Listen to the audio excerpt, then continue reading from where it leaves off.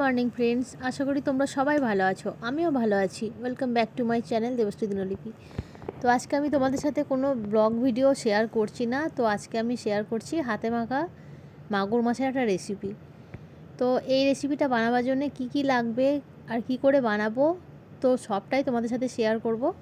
আর সবটা জানতে হলে আমার পুরো ভিডিওটা দেখতে হবে, না স্কিপ করে।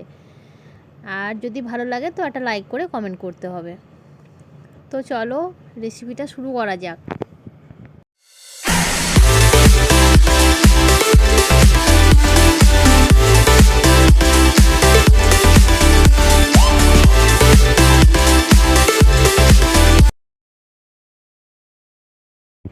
তো এই রেসিপিটা শুরু করবার জন্য আমি এখানে নিয়ে নিয়েছি 5 পিস মতো মাগুর মাছ, আর এদিকে কড়াইয়ে বসিয়ে দিয়েছি সর্ষের তেল। তো কি কি দিচ্ছি সেটা তোমাদের সাথে শেয়ার করছি। ওখানে দেখো আগে থেকে আমি পেঁয়াজ কুচিয়ে রেখে দিয়েছিলাম, মিডিয়াম সাইজে একটা পেঁয়াজ কুচিয়েছি, আর 3টে কাঁচা লঙ্কা দিলাম, আর একটা মিডিয়াম সাইজে টমেটো কুচি করে দিয়ে দিলাম। আর ওই সাইডে রাখা আছে ওটা হলো মাগুর মাছের ডিম, ওটাও আমি একসাথে এর সাথেই রান্না করব। এখানে দিয়ে দিলাম পরিমাণ মতো হলুদ, পরিমাণ মতো লবণ। আর কি কি মশলা দিচ্ছি সেগুলো তোমরা দেখতে থাকো। এখানে আমি মাছটাকে যেহেতু না ভেজেই রান্না করব, তাই তেলের পরিমাণটা একটু হলেও বেশি দিতে হয়েছে আমাকে। তো তারপরে দেখো একে একে এখানে গুঁড়ো মশলার মধ্যে দেখো আমি দিয়ে দিচ্ছি জিরে গুঁড়ো, ধনে গুঁড়ো, সব ওই 1 টেবিল স্পুন মতো দিয়ে দিলাম আমি। আর এখানে যে সব মশলাগুলো আগে থেকে দিয়ে রেখেছিলাম সেগুলো দিয়ে এখানে আমি কিন্তু কোনো রকমের কোনো তেল ব্যবহার করলাম না। হ্যাঁ, মাখাবার সময় কিন্তু আমি কোনো রকমের কোনো তেল ব্যবহার করছি না। তো সবগুলো উপকরণ একসঙ্গে দিয়ে ভালোভাবে নিজের হাত দিয়েই মেখে নিতে হবে। তো এখানে আমার মাখাটা খুব ভালোভাবে কমপ্লিট হয়ে গেছে, তো আমি এখানে রেখে দিলাম। আর তারপরে দেখো আমি আদা বাটা দিয়ে দিলাম, ওই 1/2 টেবিল স্পুন মতো এখানে আদা বাটা দিয়ে দিলাম। তো এখানে আদা বাটাটা না দিলেও হয়, কিন্তু আমি দিলাম। আর আমি যেহেতু শুকনো লঙ্কা ঝাল ব্যবহার করব না, তোমরা চাইলে এখানে শুকনো লঙ্কা গুঁড়ো বা লাল লঙ্কার গুঁড়ো যে কোনো দিতে পারো আর কি। আমি এগুলো কোনোটাই এখানে ব্যবহার করছি না। আমি কাঁচা লঙ্কার উপরে বেশ করেই রান্নাটা করব। এখানে তেলটা আমার ভালোভাবে দেখো গরম হয়ে গেছে। এখন আমি যে আগের থেকে মেখে রাখা মাছগুলোকে এর মধ্যে দিয়ে দিচ্ছি। আর মাগুর মাছ দেখো সাধারণত তেলের মধ্যে দিলে না, শুধুমাত্র লবণ হলুদ মাখিয়ে তেলের মধ্যে দিলে খুব পরিমাণে ফাটে। কিন্তু এখানে তোমাদের আমি একটা টিপস দিয়ে দিচ্ছি, যদি তুমি মাছটা ভাজবার সময় একটু কাঁচা সর্ষের তেল মাখিয়ে দাও তাহলে কিন্তু মাছটা একদমই ফাটবে না। কিন্তু আমি যেহেতু মাছটা না ভেজেই রান্না করলাম, তাই এখানে ফাটবার কোনো ব্যাপারই নেই।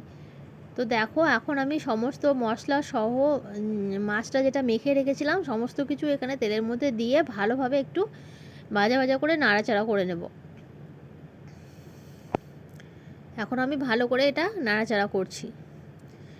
তো এই অবস্থায় বন্ধুদের সাথে একটা কথা শেয়ার করি, যারা আমার ভিডিওটা আজকে নতুন দেখছো তাদের কাছে একান্ত অনুরোধ, প্লিজ পুরো ভিডিওটা দেখে চ্যানেলটা সাবস্ক্রাইব করে পাশে থাকা বেল নোটিফিকেশানটা অল করে অবশ্যই আমার পাশে থেকো,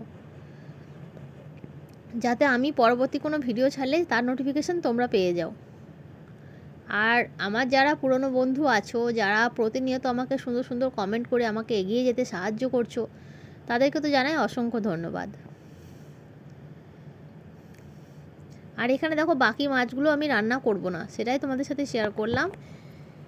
আর ডিমটা একটু পরে ব্যবহার করব, ডিমটাকে এর সাথে একসঙ্গে দেবো না। নাড়াচাড়াটা হয়ে গেলে ফুটবার সময় ডিমটাকে আমি দিয়ে দেবো।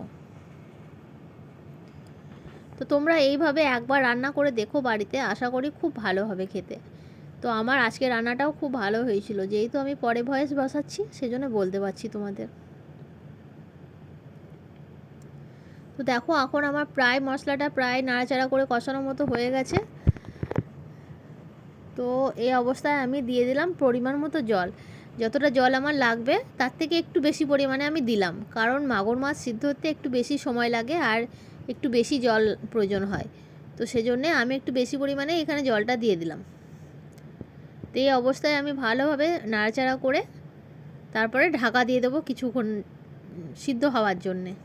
এখানে আমি আলু ব্যবহার করিনি, তো থালাটার মধ্যে যেহেতু মশলা লেগেছিলো তাই থালাটা ধুয়েও আমি জলটা দিয়ে দিলাম। তোমরা চাইলে এখানে আলু বা অন্যান্য সবজিও ব্যবহার করতে পারো। এখন দেখো ঝোলটা আমার 1 ফুট ফুটে গেছে, তো সেই জন্য আমি ঢাকনাটাকে তুলে নিলাম এবং হালকা হাতে আরেকবার নাড়িয়ে দিলাম, যাতে মাছটা একটু ওলটপালট হয়ে ভালোভাবে সিদ্ধটা হতে পারে। আর এটা যেহেতু দেশি মাগুর ছিল, তো এর টেস্ট একটু অন্য রকমের হয়, মানে বলে বোঝানো যাবে না। যারা মাগুর মাছ পছন্দ করো তারাই বুঝতে পারবে একমাত্র এর টেস্ট কী রকম। আর মাগুর মাছে কিন্তু খুব একটা মশলাদার ঝোল ভালো লাগে না, একটু পাতলা পাতলা ঝোলই কিন্তু খুব ভালো লাগে খেতে।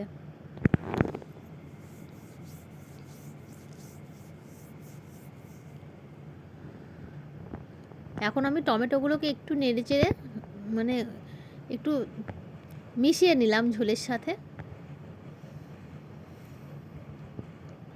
তো রান্নাটা আমার প্রায় কিন্তু কমপ্লিটের মুখে।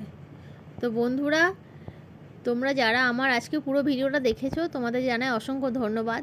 তো কেমন লাগলো অবশ্যই জানো শেষে একটা কমেন্ট করে জানিও আমার আজকের এই রেসিপি। তো দেখো এখন আমার ঝোলটা কমপ্লিট হয়ে গেছে, এই অবস্থায় আমি গ্যাসটাকে বন্ধ করে দেব। তারপরে গরম গরম ভাতের সাথে পরিবেশন করব মাগুর মাছের, মানে দেশি মাগুর মাছের হাতে মাখা ঝোল। তো আশা করি তোমাদেরও রেসিপিটা খুব ভালো লেগেছে, আর ভালো লাগলে অবশ্যই একটা কমেন্ট করে আমাকে জানিয়ে দিও। দেখা হচ্ছে তোমাদের সাথে আবার নেক্সট কোনো ভিডিওতে। ততক্ষণের জন্য সবাই ভালো থেকো, সুস্থ থেকো, হাসি খুশি থেকো।